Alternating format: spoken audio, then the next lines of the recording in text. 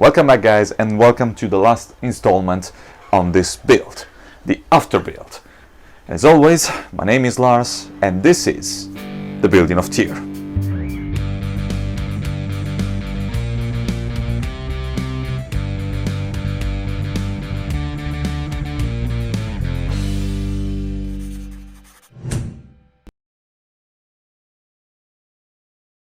We are at the final video of this series, and here I have the guitar, and I want to do this video to discuss, as always, the build and to review the build, because it's important after a project, especially a big project, to look back and see what you did well and what you did not so well, so you can improve, be better, and next time you will do a better job.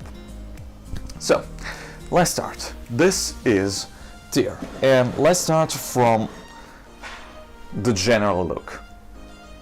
I like this build. I actually like a lot this build. This was a scrap build that I made using the wood of an IKEA chair that I was going to throw away. This is high laminate wood. The wings are made of pallet wood and the top is OSB. I like the general look of this. I think that I will do more build with OSB just for trying, and I have another one in mind to experiment a little bit with color. How I did this guitar? Well, as usual, I made the central part using the piece of the high laminate wood, which was very strong, and because I didn't have a piece that was long enough to make the central part, I glue different pieces in row, and I attached them with a 12-degree angle, I think was 12 or 15 degree joint, and it's not my best work, to be honest, because I didn't bother this time. I will say this completely honest. I didn't bother this time, so I just went with it, and some are good, some are not super good, but overall it's fine. It's a very solid structure. This will not move. One thing that I will do better next time with this process, especially if I will work with reclaimed wood, is taking away the finish a little bit better, because I had some little problem of the lamination, like here, and I have a little bit of problem with the wings on the S-stock. But aside that, that is a very straightforward process and it works. Let's continue. I made the blank for the central part a little bit oversized as usual. I planed the surface, and I need, as always, to buy a better plane, but that will be for later probably. They are a little bit pricey. And I use a router to route out the transfer channel. I free route that, and it's not a perfect job, but it's a perfectly functional job, and at the end of the day, the transfer channel is covered by the fretboard, so it's okay. It was a fast job. And then I glue the fretboard, and I cut this to the right size, and I use the router to make the side perfectly straight and perpendicular to the frontal face. This is a process that I think I will do in a different order next time, because now that I have a router and I'm starting to use a little more template, especially I started to make custom-made template and I know how to use the router, I think that for this type of job I will just make a good quality template of the central part, just the neck or the entire central part depending on the project, and I will actually cut almost to size the central part, use the router and the template to make everything of the right size, and then I will do the fretboard. That will be faster and easier, because routing this side, especially here where I have the fretboard in the way, was a little bit difficult, while doing in one go it's a better idea.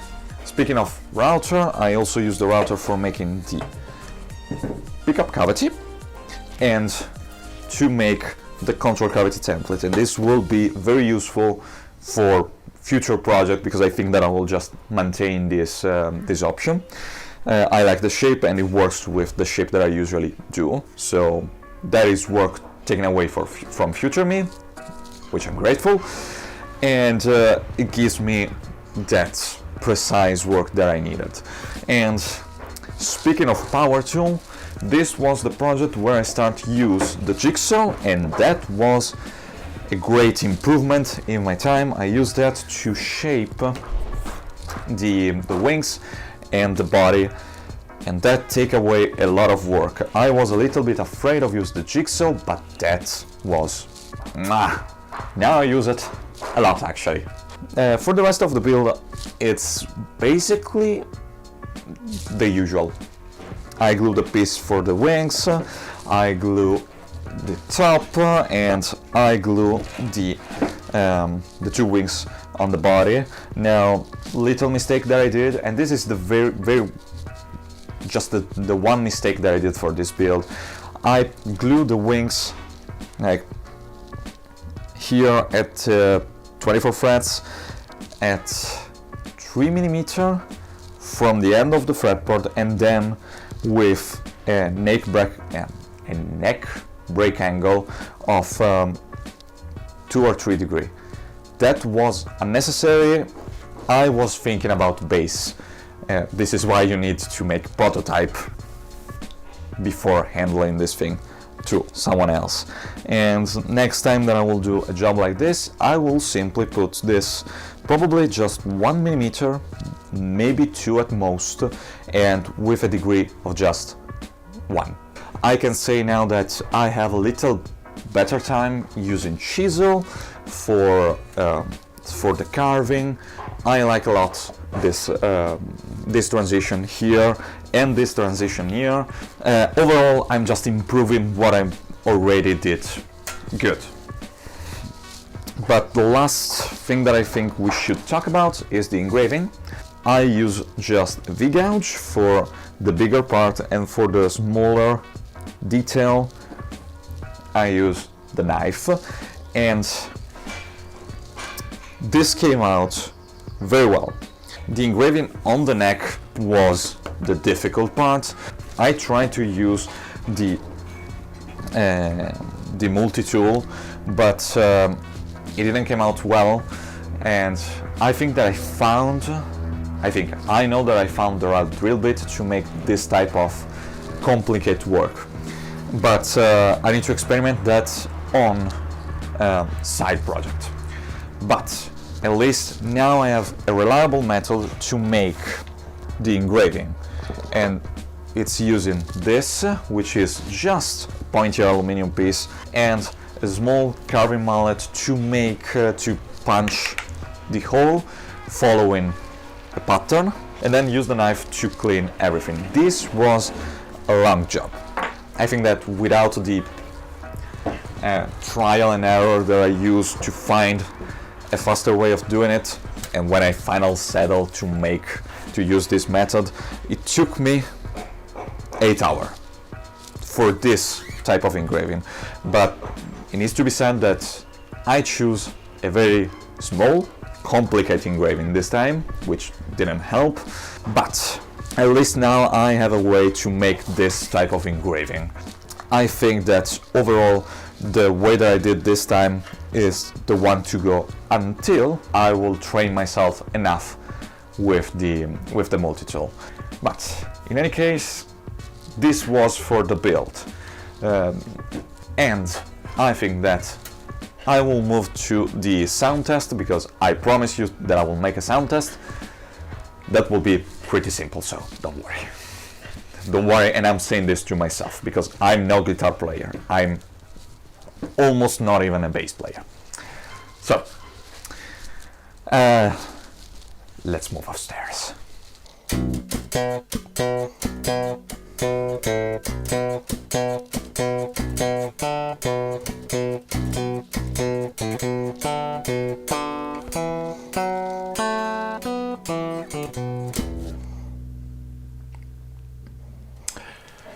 And of course, the first thing that I do on an A string is slapping, and I'm not really good at slapping. I don't slap a lot, even on the bass. And in reality, the real reason why I made an A string was to try my hand on slap a guitar on an A string. In case you haven't noticed, I'm weird. I'm a weirdo. Now, I hope that you can listen to it. I'm not very good at recording myself, so sorry. And what are you listening now is the pickup with both of the coil. Forgive me, I'm not a good guitar player. Not even decent. I'm actually bad, but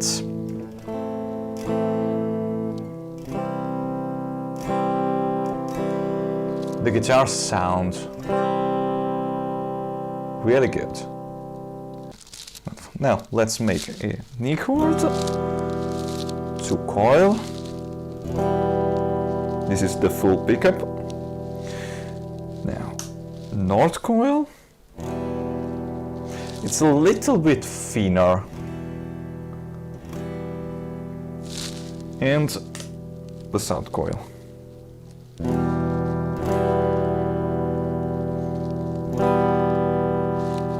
This is not bad. There is not a lot of difference in this type of things. I think that this type of configuration works better with two pickup, which I can consider putting whenever I want actually. But for now, just one pickup will work. And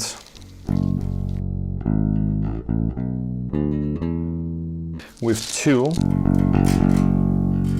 the bass sound really good.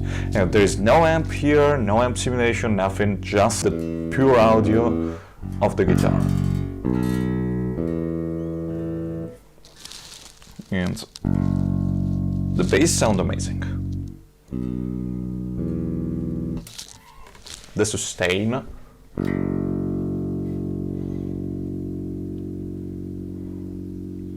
It's pretty good. It's still going. I touch it barely. Still going. Now it's fading. Overall, the guitar sounds good. Sounds really, really good. Now let me try just one thing for fun. Now, I saved this pre-chain and I cannot listen to it, unfortunately, but I hope that this will sound gent.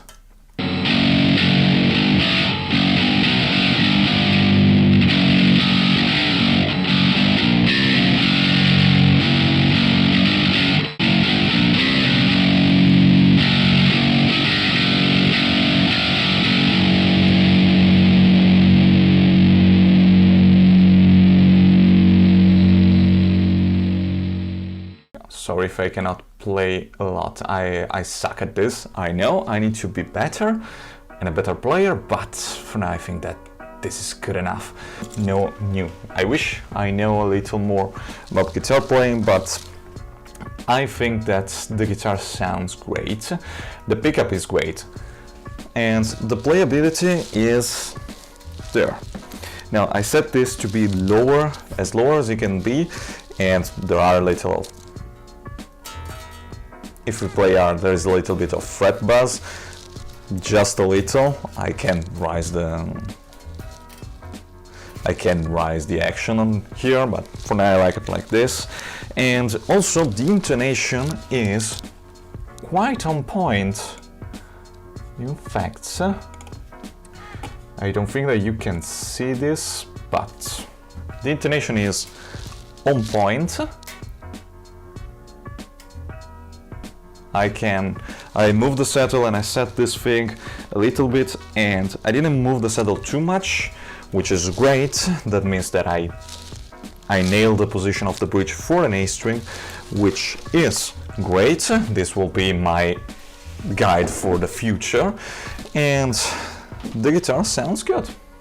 So now I will take this audio, and I hope that I can edit this thing without any problem. But in any case, thank you for watching, and sorry for the very low quality example of playing, but I will be better on that. In any case, I will see you next week for another video, because we need to discuss about a couple of things for the GDBO, and I'll see you then. So until then, bye.